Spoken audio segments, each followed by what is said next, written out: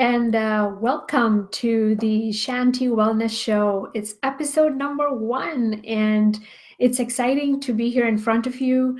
For myself, my name is Zahin Nanji, and I am the co-owner of Shanti Wellness Center in Alberta, Canada.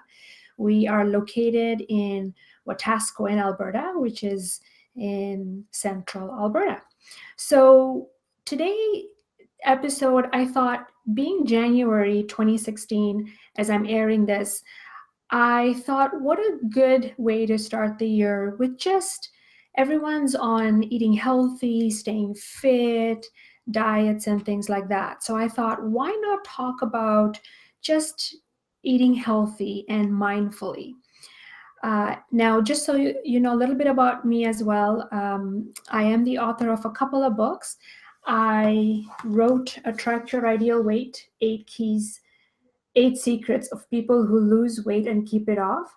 And it was an award-winning book. And I did this in 2014, as well as just this year in September, The Resilience Reflex, 8 Keys to Transforming Your Barriers into Success in Life and Business became an international bestseller on Amazon Kindle. Okay, so you all want to know, what are the 5 keys to improving your relationship to food? Now, before I even start, I want to make sure that you go to the link that I'm just about to share with you here. And it is right there. It's the blog. And you will go there and make sure that you get your handout, which is the 5 behavior changes to keep the weight off, or 5 keys to improving your relationship with food. So make sure you get those 5, you get the download from the blog. And if you just go to shantiwellnesscenter.com, that you see right here, /blog, and it's episode 1, go down below and click on download your worksheet and just follow along, or even after the show, you can go on there and just download and print. So let's get started. Now, did you know that the average American, now I know I'm in Canada, so I don't have stats for that, but we'll just say it's the same, that the average American consumes 22 teaspoons of sugar a day for an adult. And a child consumes 32 teaspoons of sugar a day. Wow. Now, the American Heart Health Association says that a woman only needs about 6 teaspoons of sugar, and a man needs about 9 teaspoons of sugar, and a child about 3 to 8 teaspoons of sugar. And that's only if you live a sedentary lifestyle. That means you go to work, you come home, you sit on the desk all day, and then you go home, eat, and then you sit on the couch all day. You don't work out. Of course, if you exercise, if you're athletic, you do have to have some more sugar. But that's just the stats that I wanted to start off with today, because when I found that out, I thought that was amazing. Now, let me ask you this question. In the early 1900s, human beings only ate 5 pounds of sugar, so 5-pound bag, think of a 5-pound bag of sugar a year. How much do you think we eat now in 2015? Guess. Do you know we eat about 150 to 200 pounds of added sugar a year? That's like a whole person.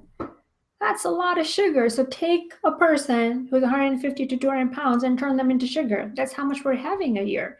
And I think it's because we are bombarded with fast foods everywhere. We have a lot of processed foods. We have quick foods that we buy right away from the grocery store.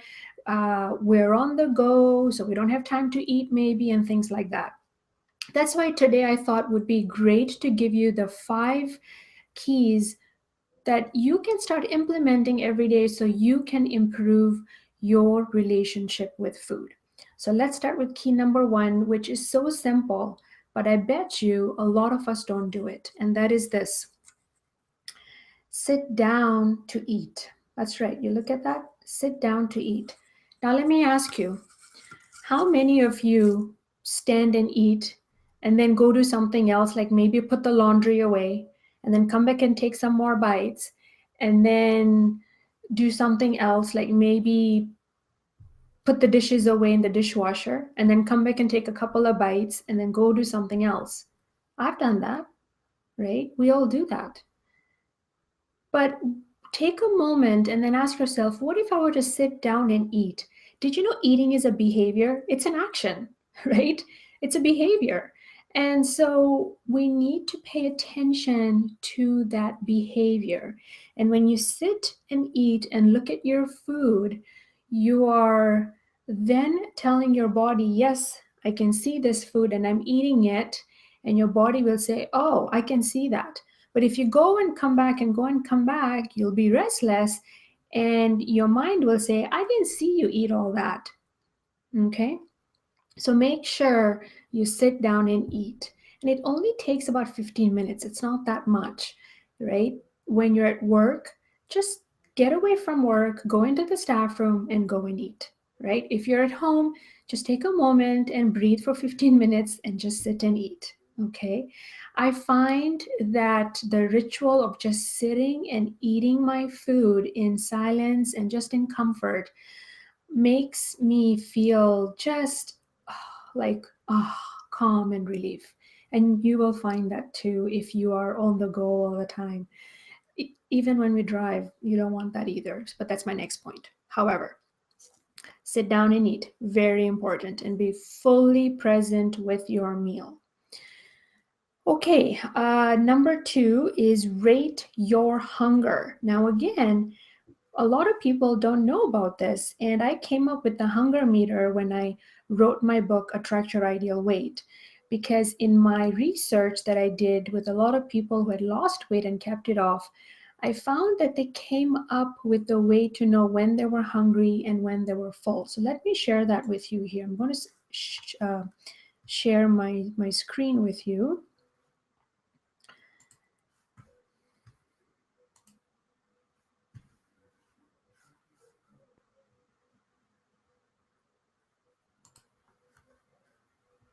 Okay, we're getting there. All right, it doesn't want to show up. Okay, I will figure this out. But in the meantime, let me ask you this. Are you so far enjoying what I'm showing you? I hope you are, because episode number 2, we're going to have Kathy Caldwell come up, and she is going to talk about menopause and women and how we deal with it, because a lot of people say that menopause causes them to gain weight. So she will share with you tips on how to overcome that. So here we go, the hunger meter. And the hunger meter is how you rate your hunger. So you want to start eating at at a 2 when you're slightly hungry, and you want to stop eating at a 3. So the hunger meter goes from 1 to 5. 1 is very hungry, the fat storage mode. 2 is that you're slightly hungry. 3 is that you are actually full and satisfied. 4 is very full. 5 is bloated. So very hungry is when you're just ravenous, when your stomach is just growling, and you never want to start at number 1, because your body will want to store everything as fat. It will say, you are starving me. I don't know when you'll starve me again, so let me store what you're eating as fat. Number 2 is when you're slightly hungry. This is where a lot of naturally thin people eat here, or people who have lost weight and have understood their body eat at slightly hungry. Now, what does that mean? This is when your stomach starts to just feel a little bit empty, or your energy level is going down. This is when you go, okay, I think I need to eat. That's number 2. Number 3, satisfied, is when the hunger feeling is gone, when you're taking fewer and fewer bites and you feel satisfied. And number 4, very full, is when now your stomach is extending against the rib cage. You don't want to get to that level. So if you practice the hunger meter, you'll find It'll take you time to get to number 3 if you're used to eating until number 4, which is where your stomach is extending against your rib cage. And then number 5, of course, is bloated. You don't want to eat there either. So make sure you keep this in mind and you start practicing that. Okay, so the next thing that I want to share with you is key number 3, which is eliminate distractions. Okay, so remember before when I was talking about eating as a behavior, distraction is when a lot of us nowadays will use our phone, right? And we'll text while eating, or we'll send a tweet or something, or even watching TV, driving. Those are all distractions. And you don't want to eat at that time, because when you're distracted and you're not paying attention to your food, again, your mind, you have to remember your eyes are the windows to your brain. And it will say, hey, I didn't see you eat all that. So it will tell you to go eat more because it didn't see you eat all that because you kept on being distracted. You weren't fully present with your food. Remember, your body will derive pleasure from the eating experience.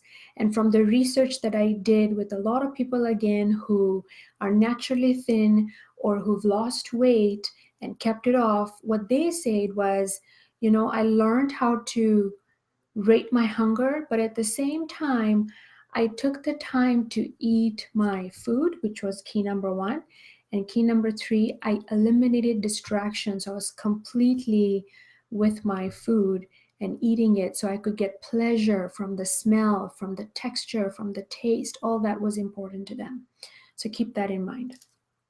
Okay, key number 4 is focus on pleasure. Okay, well, what does that mean? This is a couple of things that I want to talk about.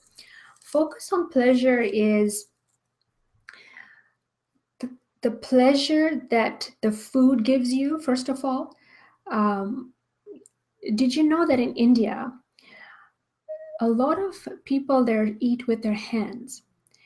And the reason that they eat with their hands is because when they take the food in their hand, they feel the texture. So it's very sensory style of eating your food. And then they bring it up and then they smell the food and then they eat the food and they feel it go into their mouth and they take some time to take into account how the food feels in their mouth and then they swallow it. It's a full sensory awareness. In the Western world, yes, we use forks, spoons, and knives, so we don't feel our food unless if it's a sandwich. But really, if you did that, imagine how much pleasure you would derive from your food. I did a workshop once on a try to ideal weight. And I asked everyone to bring a blindfold with them. And they did that so that we could actually blindfold them over lunch hour and then they could eat their sandwich. And I told them, how does it feel now to not be able to see your food, but to just be there with your food and feel the texture, take your time, smell it. And they said, you know what? It was actually a great experience because now they understand and they felt full just after not even having a full sandwich, they were full. So imagine if we did that with our food as though we were blind, right? That would be an experience. Another thing about pleasure that I want to bring up is a lot of people who struggle with weight find that after supper, when they sit down and they want to watch a movie or something, they tend to snack a lot or they get hungry after a couple hours. And is that really hunger? I guess is the first question. So remember, we talked about the hunger meter. Is that really hunger? That's what you have to figure out. Are you at a 2 or is it just boredom? Or is it something that you're craving instead? So figure out what that is, or take your mind away from food and do something pleasurable afterwards. And things like, for example, if you have a family, you want to play a board game, or if you want to take up a hobby. Especially women, I know, like to quilt, like to crochet, or you can learn those things. just take up something interesting that will take your mind off of food, that you feel now you're focusing on something else. Okay, that is another key I found to be very interesting, especially for nighttime snackers. Okay, now the last key is number 5. Notice your symptoms. There we go. Notice your symptoms. So I found that people who have lost weight and kept it off, or naturally thin people, I found that they were so in tune with their body.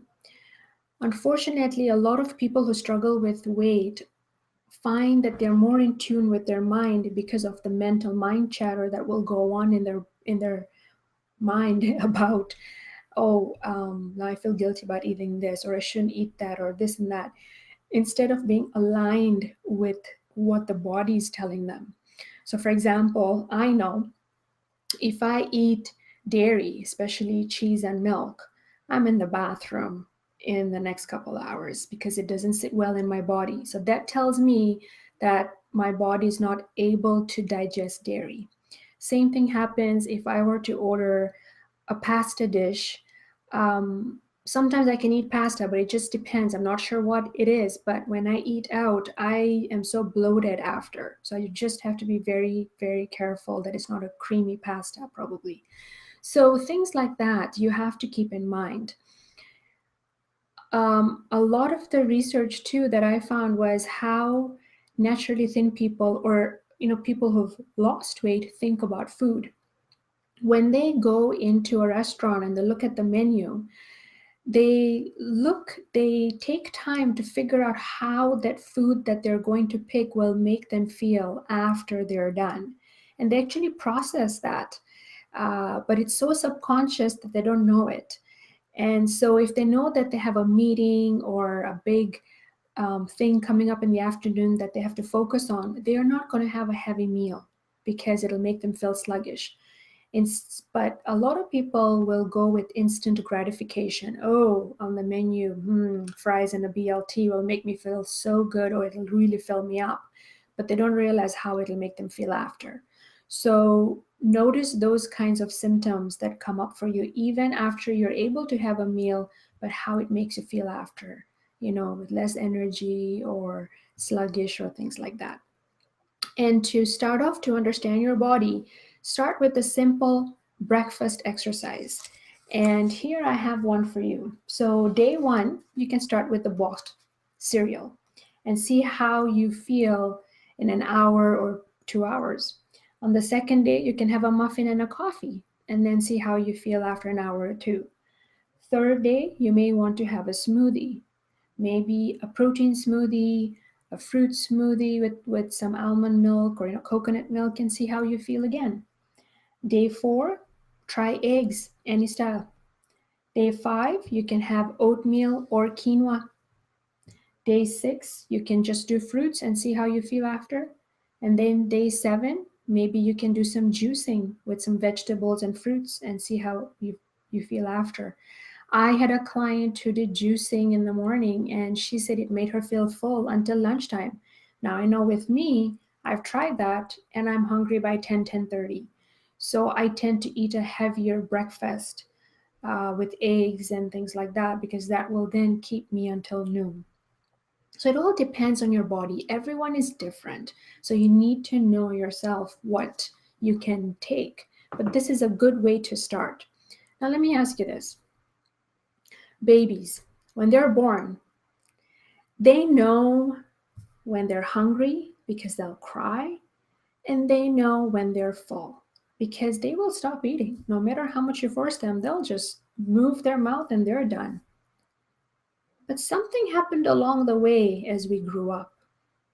We were told, you should finish that food on your plate. You should do this. And all these shoulds came up.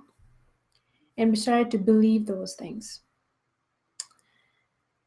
Unfortunately, that has caused a society that is eating without thinking and being aligned with their body. But my request to you for this year, 2016, is just start with these 5 keys that I shared with you and see how you feel. Do you feel that, yeah, doing something pleasurable after dinner uh, takes your mind away from food? For example, if you take up a hobby. I mean, I wish I could learn how to edit my own videos, but I outsource that. But if I had time, I would do that because it's very interesting to me, right?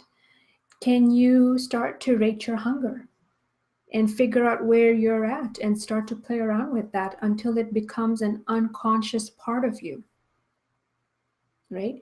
Can you start eating with and just sit down and eat? Remember, eating is a behavior. Can you just do that?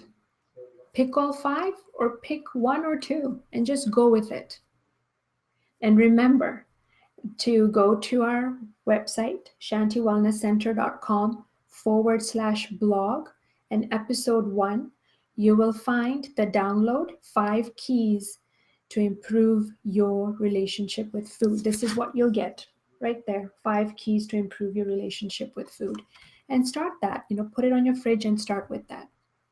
So I hope you enjoyed the show today. And remember, we are airing every month on the second and fourth Tuesday of each month at 7 p.m.